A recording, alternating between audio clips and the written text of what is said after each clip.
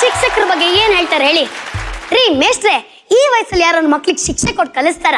ಪ್ರೀತಿಯಿಂದ ಕಳ್ಸಿದ್ರೆ ಅವರು ಅರ್ಥ ಮಾಡ್ಕೊಳ್ತಾರಪ್ಪ ಅಂತ ಹೇಳ್ತಾರೆ. ಆದ್ರೆ ನಾವು ಕೊಡೋದು ಶಿಕ್ಷೆ ಅಲ್ಲ, ಅದು ಕಲ್ಸೋ ಇನ್ನೊಂದು ವಿಧಾನ.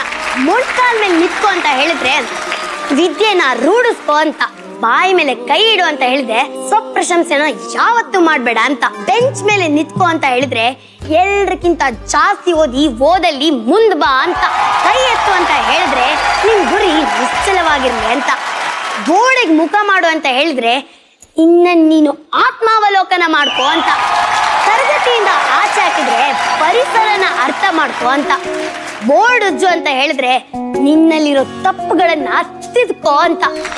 ಒಂದೇ ವಿಚಾರನ ಹೇಳ್ಸೋದು ಬರ್ಸೋದು ಹೀಗೆ ಮಾಡ್ತಿದ್ರೆ ಅದ್ರ ಅರ್ಥ ನಿಮ್ಮ ಗೆಲುವು ಸಿಗೋವರೆಗೂ ಪ್ರಯತ್ನ ಪಡ್ತಾನೆ ಇರಿ, ಅಷ್ಟು ಬೇಗ ಸೋಲ್ನ ಒಪ್ಕೋಬೇಡಿ ಅಂತ. ಶಿಕ್ಷಕರು ತಮ್ಮ ನೋವನ್ನ ಯಾವತ್ತೂ ಮಕ್ಕಳ ಹತ್ರ ಹೇಳ್ಕೊಳಲ್ಲ. ಗೀತಾ ಮೇಡಮ್, ನೀವು ಶಿಕ್ಷಕರಲ್ವಾ? ನೀವ್ ಯಾವತ್ತರ ನಿಮ್ ನೋವುಗಳನ್ನ ಮಕ್ಕಳ ಹತ್ರ ಹೇಳ್ಕೊಂಡಿದ್ದೀರಾ? ಅಥವಾ ನಿಮ್ ಪರ್ಸನಲ್ ಪ್ರಾಬ್ಲಮ್ಸ್ ಅನ್ನ ಹೇಳ್ಕೊಂಡಿದ್ದೀರಾ? ಇಲ್ಲ ತಾನೆ? ಯಾಕೆ ಹೇಳಿ? ಇದು ಮಕ್ಳ ಮೇಲೆ ಪರಿಣಾಮ ಬೀರುತ್ತೆ ಅಂತ. ನಮಗೂ ಸಾವಿರಾರು ತಲೆನೋವುಗಳಿರುತ್ತೆ.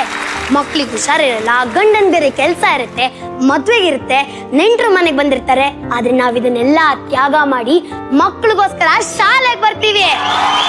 ನಮ್ದು ಅಂತ ಮಗು ಅಂತ ಮನೇಲಿದ್ರೆ ಶಾಲೆಯಲ್ಲಿ ಒಂದೊಂದು ತರಗತಿಲೂ 50 ಮಕ್ಕಳು ನಮ್ದೇ ಮಕ್ಕಳು ಅಂತ ಹೇಳ್ಕೊಳಕ್ಕೆ ನಾವು ಪುಣ್ಯ ಮಾಡಿರ್ಬೇಕು. ಸಾಮಾನ್ಯ ವಿದ್ಯಾರ್ಥಿ ಒಬ್ಬ ಟೀಚರ್ ಜೊತೆ ತುಂಬಾ ಒಡನಾಟ ಇಟ್ಕೊಂಡಿದ್ದಾನಂದ್ರೆ ಅವನೇನಾದ್ರೂ ಒಂದು ಸಾಧನೆ ಮಾಡೋದ್ರಲ್ಲಿ ಅನುಮಾನನೇ ಇಲ್ಲ. ಯಾಕೆ ಹೇಳಿ? ಅವನ ಅಪ್ಪ ಅಮ್ಮ ಅವನನ್ನ ಡಾಕ್ಟರ್ ಮಾಡ್ಬೇಕು, ಇಂಜಿನಿಯರ್ ಮಾಡ್ಬೇಕಂತ ಏನೇನೋ ಕನ್ಸ್ ಕಟ್ಕೊಂಡಿರ್ತಾರೆ. ಆದ್ರೆ ಅವನಲ್ಲಿ ಬೇರೆನೇ ಟ್ಯಾಲೆಂಟ್ ಇರುತ್ತೆ. ಅದು ಪೇಂಟಿಂಗು, ಸಿಂಗಿಂಗು ಏನಾರು ಆಗಿರ್ಬೋದು.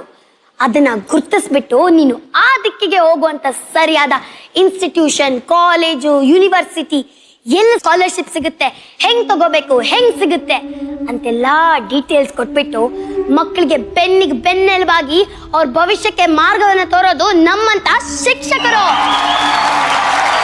10ನೇ ತರಗತಿಯಲ್ಲಿ 50 ಜನ ಮಕ್ಕಳಿದಾರಂದ್ರೆ ಅವ್ರಿಗೆ ಕೊನೆ ದಿವಸ ಬೀಳ್ಕೊಡೋ ಸಮಾರಂಭ ಇರುತ್ತೆ. ಹಾಡು, ಡಾನ್ಸು, ಕುಣಿತ, ಭಾಷಣ, ಅವ್ರ ಅನಿಸಿಕೆಗಳನ್ನೆಲ್ಲ ಹೇಳ್ಕೊಳ್ಳುವಾಗ ದೇವ್ರೆ ಇವತ್ತೊಂದು ದಿವಸ ಕಳೆದು ಸಂಜೆ ಆಗ್ದೇನೆ ಇರ್ಲಪ್ಪ ಬೇಡ್ಕೋಬೇಕನ್ಸುತ್ತೆ. ಆದ್ರೆ ಕಾಲನ ಯಾರು ತಡಿಯಕ್ಕಾಗಲ್ಲ. ಸಂಜೆ ಆಗ್ತಿದ್ದಂಗೆ miss you ma'am, thank you ma'am, bye ma'am